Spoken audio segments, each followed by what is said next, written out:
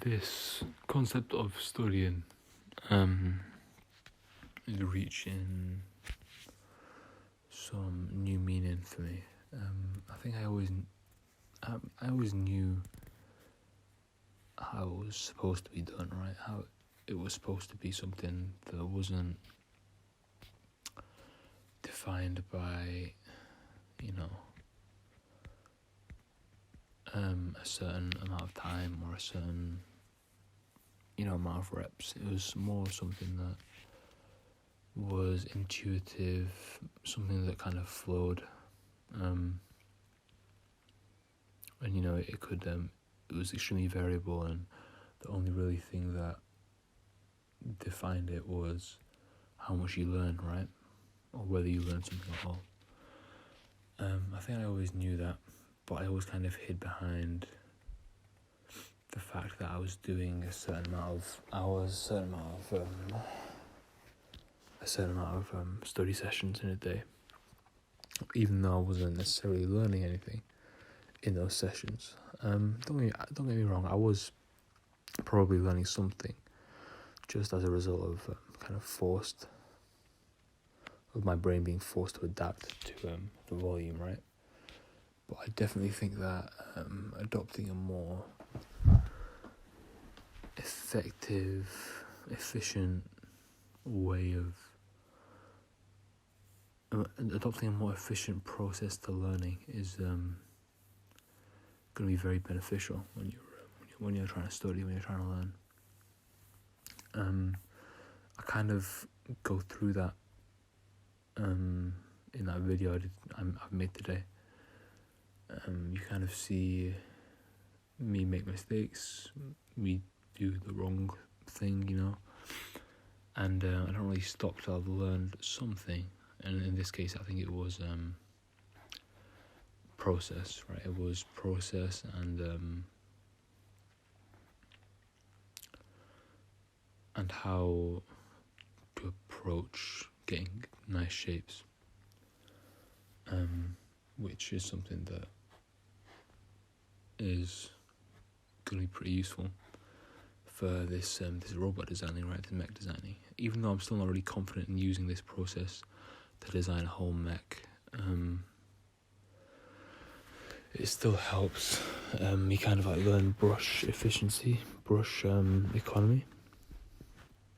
And with more practice, eventually I'll get good enough at it to use it to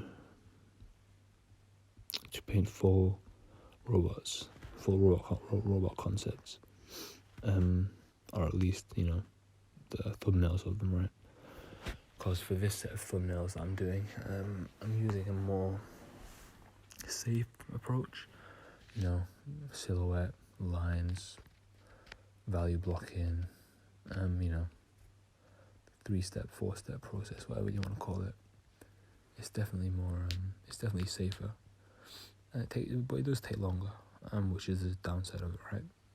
Being able to paint with just shapes is maybe not something that I was as confident in as I thought I was. That and form manipulation is definitely something that I thought I was better at than I actually am. After seeing some of Anthony Jones's work, his form manipulation, his the way he fits form in with shape, it really is quite astounding. And I definitely think I know how to approach studying that and how to approach practicing that as well, for the future. I did the same leg workout as I did yesterday today. It was very enjoyable. Getting all this work to the quads it's been a long time coming, because my quads have been my lacking body part for a long, long, long time. And no better time to train it than the present, because I still have this cast on. So hopefully by the end of this, by the time when the time comes around for me to take the cast off, it will have been a long enough time for me to see some pretty decent strength gains in my quads. And it's always nice to have an excuse to, it's always nice to have an excuse to operate in a kind of phase manner, to kind of have the ability to specialize and not feel guilty about maybe not emphasizing all the other muscles as well, and maybe just allowing yourself to emphasize one group in the same way that in art, a lot of the times what holds you back is the kind of mindset that, there's so much to learn, right? There's so much variety in what I could learn. Where the hell do I start? Well, you start by picking one thing to get better at and sticking to it in a kind of phase mindset. I think that's definitely a good way to go about it, both in training and in art. So there's a parallel that can be drawn there. Don't try and go for everything at once. Just, stick with one or two basics. Build up foundational strength, foundational knowledge on them. And then switch it up and then keep doing that till you're strong or extremely skilled, But yeah, just as long as you don't feel the need to do everything at once, because that is definitely too much. So phasing is definitely a must for both art and training.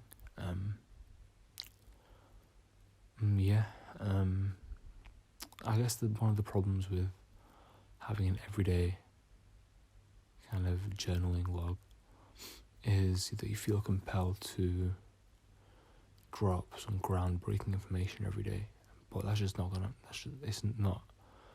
That's not gonna happen. Because it's a daily thing, right? You don't just come to extreme, conclusions day after day. It's a process, right? And you're gonna have those days that are a bit slower, that are a bit more about just getting it done, Those days where it's a bit harder to get out of bed, those days where your legs are a bit more tired than they were the other day, those are the days where maybe, you didn't learn as much as you did the day before, but you still learned something, right? So, you got up and you did put in the work, and you got something out of it. And, just showing up that day and giving it your best shot is what was really important. And this was one of those days, Yeah, that's about it. Bye.